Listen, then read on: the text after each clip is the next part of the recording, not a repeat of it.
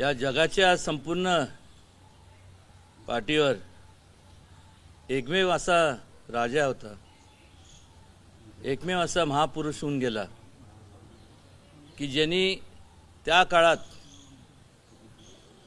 संपूर्ण जे विचार दिले आणि त्या विचाराच्या आधारावर आज सुद्धा केवळ आपला देश नाही तर त्यांचा त्या विचारांचा आधार घेऊन अनेक देश चाललेत। सर्व धर्म समभावाची या भूमिकेतून प्रत्येक जाती धर्मातल्या लोकांना एकत्र ज्यांनी केलं, एकता हा त्याच्या मागचा एक मूळ मंत्र होता। राज्यकारभारात लोकांचा सहभाग व्हावा म्हणून विचार त्यांनी मांडला। अर्थात लोकशाही ज्या लोकशाहीत आपण वावरतो त्याचा जर पाया कोणी रचला असेल तर छत्रपती शिवाजी महाराजांनी। आणि असं असताना ज्यांनी कधी स्वतःचा स्वार्थ कधी पाहिला नाही, कुटुंब म्हणून स्वतःचं फक्त केवळ कुटुंब म्हणून त्यांनी बघितलं नाही, तर ह्या देशातले सर्व लोकांना वेगवेगळ्या जाती धर्मातल्या लोकांना त्यांनी आपलं कुटुंब म्हणून समजलं। एक प्रकारचं एक असा जो विचार आहे आणि त्या विचाराच्या आधारावरतीच आपल्याला आज आपण ज्या लोकशाहीत आपण वावरतोय, आपल्याला जी आझादी आपल्याला मिळाली, गुलामगिरीतनं आपली जी सुटका झाली, केवळ ह्याच विचारांमुळे झाली। आणि असं असताना तत्वाशी कधी तडजोड ज्यांनी केली नाही, ज्या व्यक्ती महापुरुषांनी छत्रपती शिवाजी महाराजांनी कधीच तडजोड केली नाही। असं असताना अनेकदा त्यांच्याबद्दल असे गलिच्छ विधानं केले जातात। एक 2-3 दिवसापूर्वी आता मीडियामध्ये जे संपूर्ण टीव्हीवरती जे पाहत असताना केवळ मलाच नाही तर अनेक संपूर्ण सगळे शिवभक्तांना एवढं वेदना होतात की काय असं त्यांनी विधान केलं। हा राहुल सोलापूरकर म्हणजे कोण आहे आणि त्यांनी जे विचार त्यांनी जे तो जो म्हणाला लाच, मला वाटतं असे लोकांना ज्यांनी लाच घेतात ह्यांना लाच पलीकडे काय समजत नाही। हे असं बोलताना म्हणजे जिभेला हाड नसतं मला माहीत आहे, पण लावली जीभ टाळाला आणि काही पण बोलायचं, अशा लोकांच्या जिभा हसडल्याच गेल्या पाहिजे। आणि जे महापुरुषांच्या बद्दल असे विधानं करतात कोणी असू दे, त्या सगळ्यांना जनतेने ठेचून काढलं पाहिजे, दिसल तिचं ठेचलं पाहिजे, वेचून ठेचलं पाहिजे। कारण की ही जी विकृती, ह्या विकृतीचं वाढ झाली तर तुम्हाला सांगतो या देशाच्या अखंडतेला धोका निर्माण होणार आहे। वेगवेगळ्या जाती धर्मात जे काय तेढ निर्माण केले जातात हे अशा विकृत लोकांमुळं। या अगोदर सुद्धा आम्ही राज्य शासनाच्याकडं आणि केंद्र शासनाकडं देवेंद्रजींना तर त्यांची मी बोलणारच आहे, भेटणार आहे, अमितजींशी पण भेटणार आहे की ह्या असे जे विधानं करतात यांच्यावरती कडक कारवाई करण्यात यावी। देशद्रोहाचा त्यांच्यावरती संपूर्ण कायदा लागू त्यांना केला पाहिजे। छत्रपती शिवाजी महाराजांचे जे विचार आहेत हे जर आपण जपलं नाही तर तुम्हाला सांगतोय देशाचे तुकडे व्हायला फार काळ लागणार नाही। आणि ही असे जे विकृत विधानं जे करतात हे त्याला कारणीभूत आहे। आणि त्यामुळे अशा लोकांना यापुढं त्यांचे चित्रपट कुठले जरी असतील किंवा जे कुठं अभिनय करत असतील त्या ठिकाणी ते हाणून पाडले पाहिजे। जे कोण फिल्म इंडस्ट्री मधले जे काय प्रोड्युसर, डायरेक्टर किंवा जे काय संपूर्ण जे असतील या लोकांनी सुद्धा अशा लोकांना थारा दिला नाही पाहिजे। ह्या लोकांना गाडलं पाहिजे. ह्या लोकांना जर गाडलं नाही तर हा देश, या देशाच्या अखंडतेला चा प्रश्न आहे आणि जास्तीत जास्त याचा मी कठोर शब्दात निषेध करतो. खरं तर मला जर विचारलं आता असं वाटतं त्याला गोळ्या घालून मारलं पाहिजे.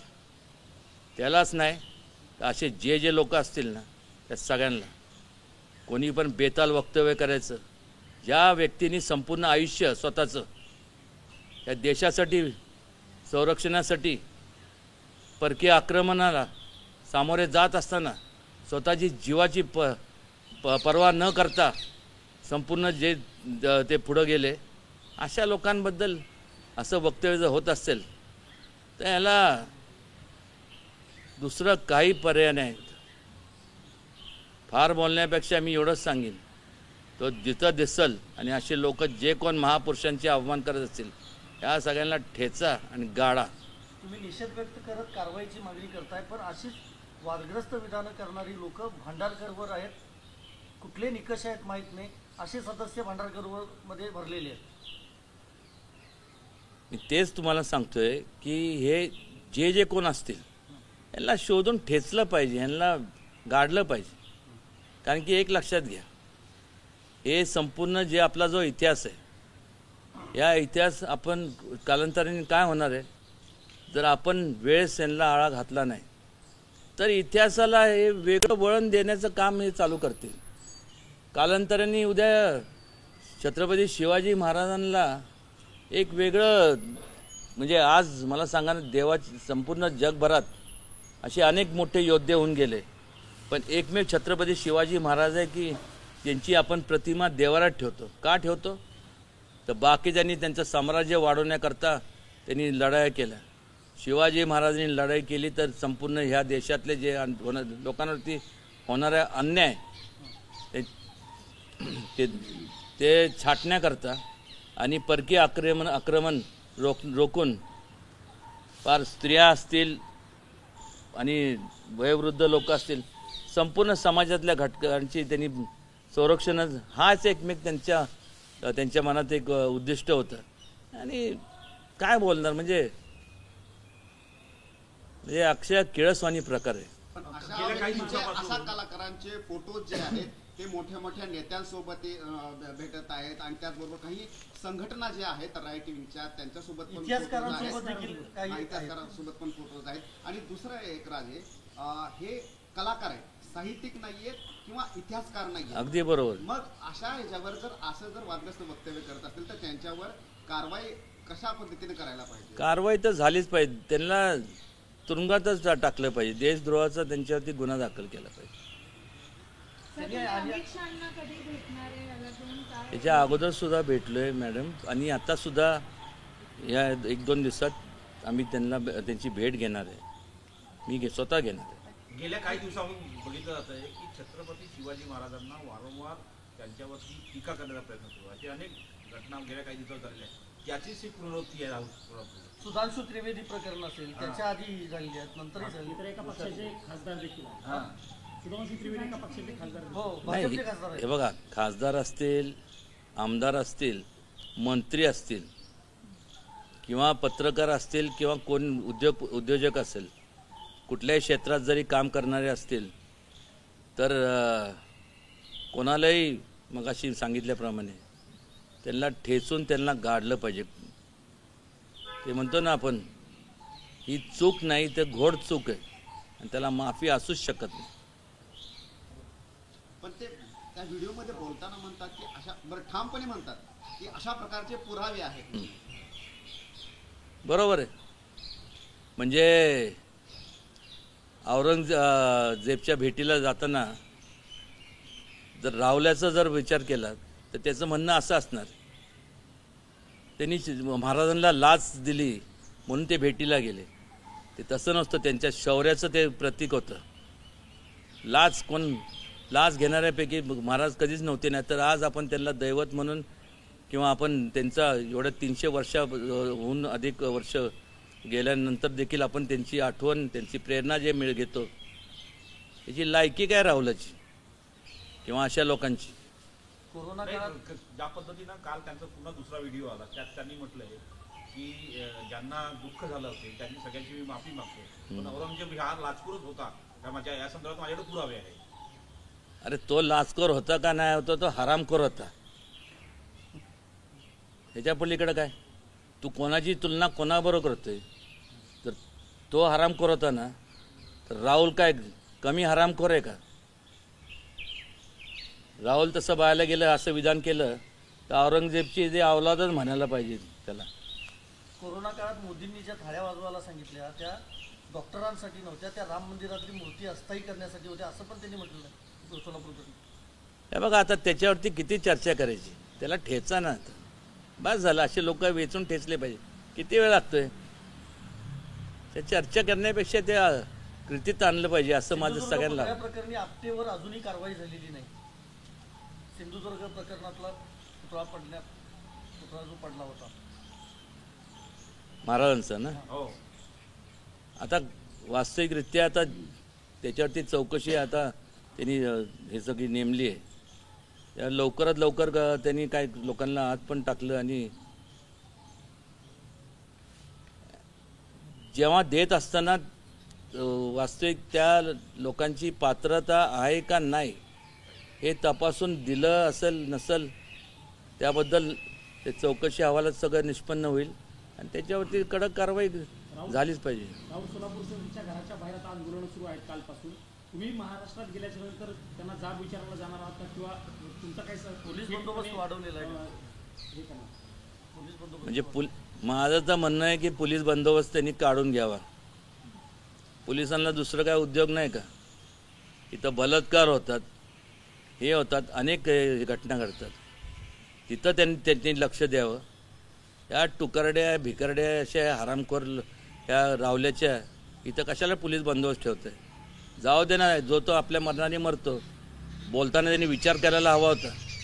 पोलीस बंदोबस्त काढण्याबाबत तुम्ही मुख्यमंत्र्यांशी बोलणार आहात का? गृहमंत्री आणि मुख्यमंत्री एकच आहे. हे बघा, एक लक्षात घ्या, जनतेच्या रेट्यापुढे पोलीस काही करू शकत नाही. पोलीस म्हणजे कोण आहे? माणूसच आहेत ना. उलट तसं पाहायला गेलं तर पोलिसांनीच त्यांना सगळ्यांना मदत केलं पाहिजे. लोकांच्या रेटा किती, पोलीस किती आहे मला सांगा. कुठल्या जिल्ह्यात गेलं, आपण लोकशाहीत राहतो आणि महाराष्ट्रात राहतो, त्यामुळं आपण संपूर्ण याचं पालन करतो. जर ठरवलंच तर पुण्यात पोलीस असे किती आहे आणि पुण्यातली लोकसंख्या किती आहे? म्हणजे एका पोलिसाला किती 100, 200, 300, 400 माणसं. पोलीस काय ब्रुसली आहे का? ब्रुसली पण टिकणार नाही. मग जनतेच्या रेट्यासमोर कोणी टिकू शकत नाही आणि जनता काय गप बसणार नाही. अशा व्हिडिओच्या माध्यमातून राजे, कारण अगोदर पुस्तक वाचत होते, आताची पिढी ही व्हिडिओ बघते, मग अशामुळं एक डिजिटल सेन्सरशिप असली पाहिजे का? अगदी, बदनामी जी आहे ना, ती अगदी. खूप व्हायरल केली जाते. तुम्ही म्हणताय ते अगदी बरोबर आहे. यासाठी आम्ही सगळं पत्र दिलं आहे की डिजिटल सेन्सरशिप पाहिजे. त्याचबरोबर अनेक जे इतिहासकार आहेत, जेव्हा इतिहासावरती असे युगोपुरुषांवरती जेव्हा आपण चित्रपट आपण हे म्हणजे बनवतो, त्यावेळेस त्यांच्या लोकांकडनं फीडबॅक घेऊन त्यांच्याकडं असणारी जी माहिती आहे ते संपूर्ण आत्मसात करून त्यांना विचारात घेऊन, म्हणजे जेणेकरून कुठेही कधी तेढ निर्माण होणार नाही. हे सगळे म्हणजे ह्याचं पालन झालंच पाहिजे. सर, याला जोडून हा प्रश्न आहे. आता व्हिडिओज ऑलरेडी जे व्हायरल गेले आहेत, तर तुम्ही पत्र INB मिनिस्ट्री किंवा सेंट्रल किंवा स्टेटवर हे व्हिडिओज पुल ऑफ करून घ्यावे, कारण की हे तर अजून पास होत राहणार, व्हायरल होत राहणार. मध्ये खूप व्हायरल. आता मला सांगा एक मिनिट, आता सोशल मीडिया आता आपल्याला माहीत आहे म्हणजे किती आहे. आता ते कोण यूट्यूब असेल, इन्स्टा जे काय असतील, यात आता मला सांगा, जरी थांबवायचं म्हणलं तर कसं थांबवणार कोणाला? पण दुसऱ्या कोण वेगळ्या नावाने ते हे करतं. पण त्यामुळं मूळ आपल्याला कसं आहे, जसं आयुर्वेदामध्ये हे अँटीबायोटिकवरती माझा विश्वास नाही. आयुर्वेद कसं मुळावरती आपलं घाव घातला पाहिजे. आतापर्यंत आता हे जे करतात ते मुळच छाटलं की परत असा प्रश्न उद्भवणारच नाही ना. आणि एकदा त्याला तिथं त्याच्यावरती एकदा एक एक्झाम्पल होणं असणं गरजेचं आहे. म्हणजे परत कोणी ह्याच्या अशा बाबतीत कुठल्याही महापुरुषा बाबतीत विधान करणार नाही. नाही साधारणतः 2 आठवड्यापेक्षा जास्त कालावधी झालेला आहे. ही विधान त्यानंतर व्हायरल झालेलं आहे. एवढं असताना देखील भारतीय जनता पक्ष सरकार राज्यात आहे, महायुतीचं सरकार राज्यात आहे, त्या राहुल सोलापूरच्या विरुद्ध कुठलाही गुन्हा देखील दाखल झाला नाही. हे काय निदर्शक आहे की सरकार हे छत्रपतींच्या विचारानं आहे की नाही? नाही सरकार हे बघा एक लक्षात आहे, सरकार हे महाराजांच्या विचाराचंच आहे. भारतीय जनता पक्षाने आजपर्यंत आपण जर पाहिलं, मी त्या पक्षाचा घटक म्हणून बोलत नाही आणि किंवा या घराण्याचा एक व्यक्ती म्हणून बोलत नाही, पण एक प्रेमी म्हणून मला तुम्हाला सांगावंसं वाटतं की या अगोदर अनेक वर्ष ज्यांचं सरकार होतं, काँग्रेस पार्टी असेल किंवा बाकी वेगवेगळे पक्ष असतील, मला त्या पॉलिटिकल ह्याच्यात जायचं अँगलनी मी म्हणत नाही, पण ह्या सगळ्यांनी शिवसेना असेल, हे असेल, ते असेल, ह्या सगळ्यांनी संपूर्ण छत्रपती शिवाजी महाराजांचं नावाचा उपयोग केला सत्तेत येण्याकरता.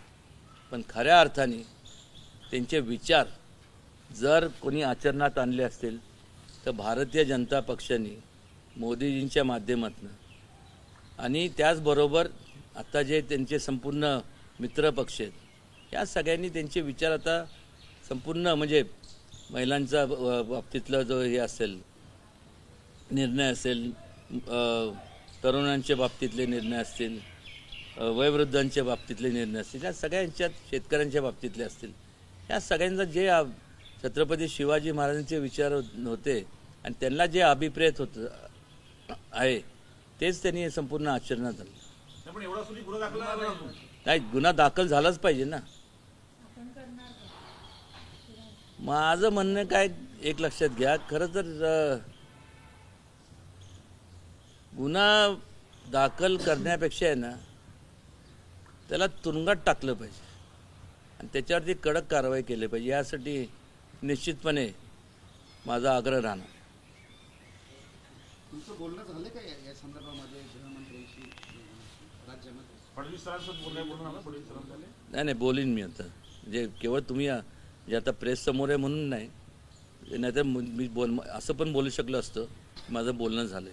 पण राजे तुम्ही भेटणार पण आहात का? कारण डिजिटल सेन्सरशिप हा खूपच गंभीर मुद्दा असणार आहे. निश्चित आहे, हो भेटणार आहे. विशेष करून महापुरुषांच्या बाबतीमध्ये तरी नाही झालंच पाहिजे, कोणी पण असू दे.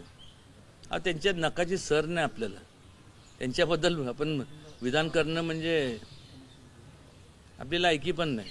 छावा आता मूवीचं ट्रेलर वगैरे आला होता, तो पण अशाच प्रकारचं त्याच्यामध्ये सुद्धा करण्यात मी ते उत्तेकर म्हणून जे आहेत त्यांना मी त्यांच्याशी बोललो, ते आले होते. मी त्यांना सांगितलं तुम्ही जे ते ह्याचं लेझिमचं जे हे दाखवलं, म्हणलं एक लक्षात घ्या, म्हणलं त्यांचं आयुष्य संभाजी महाराजांचं कसं गेलं, म्हणलं केवळ तुम्ही हे जे तुम्ही हे ते म्हणले आम्ही ते सगळं सिक्वेन्स आम्ही काढणार आहे त्यातनं. म्हणलं हे तुम्ही काढाल हे ठीक आहे, पण त्याच्यामुळं आज लोकांच्या एक मनावरला एक जे काय हे झालं दुखापत झाली, तर त्याचं तुम्ही काय करणार? आणि ह्याच्या हे आणि त्या अनुषंगाने ते तुम्ही ह्या काही करून ते काढा. आणि ते म्हणले आम्ही ते काढणार आहे. ते म्हणले आणि हे करत असताना थोडंसं लोकांच्या भावना तुम्ही समजून घ्या ना, कारण की लोकांच्या भावना एखादा जर कोणी कसं कोणाला थांबू शकतं मला सांगा. आणि उद्या तुम्हाला जर कमी जास्त झालं त्याला जबाबदार कोण? तुम्ही, दुसरं कोण नाही. अरबी समुद्रामध्ये छत्रपती शिवाजी महाराजांचा पुतळा बर्फेत आला, त्याचं स्टेटस वगैरे काय जाणून घेतलं का तुम्ही किंवा विचार? नाही, त्याचं भूमिपूजनाच्या ह्याच्यासाठी निश्चित मला पण निमंत्रण होतं. मी गेलो होतो, मोदी त्यावेळेस होते. खरं तर ते आता व्हायला पाहिजे होतं, पण या पलीकडं मला असं वाटतं की जे पैसे तिथं जे खर्च करणार आहेत त्याच्याऐवजी जेवढे किल्ले आहेत महाराजांचे किंवा त्याच्यावरती जर ते संपूर्ण जर हे केलं ते अधिक चांगलं होईल. कारण की एका ठिकाणी एवढं इन्व्हेस्टमेंट करण्यापेक्षा वेगवेगळ्या ठिकाणी, कारण की आता आम्ही एक शिव स्वराज्य सर्किट म्हणून संकल्पना आम्ही मांडली. त्याचं बुद्ध सर्किट किंवा मग बाकीचे अष्टविनायक सर्किट असतं. तर की ह्या संपूर्ण जे काय संपूर्ण महाराजांचे जे काय राजधान्या होत्या त्या ठिकाणी जोडणारे तिथं गेलं. त्याच्यामुळं कसं होणार की एक तर टुरिझम वाढेल, तिथल्या लोकांना रोजगार मिळेल, त्याचबरोबर तिथल्या संपूर्ण तिथल्या भागाचं संपूर्ण उत्पन्नात वाढ होईल. त्याच्या मागचा उद्देश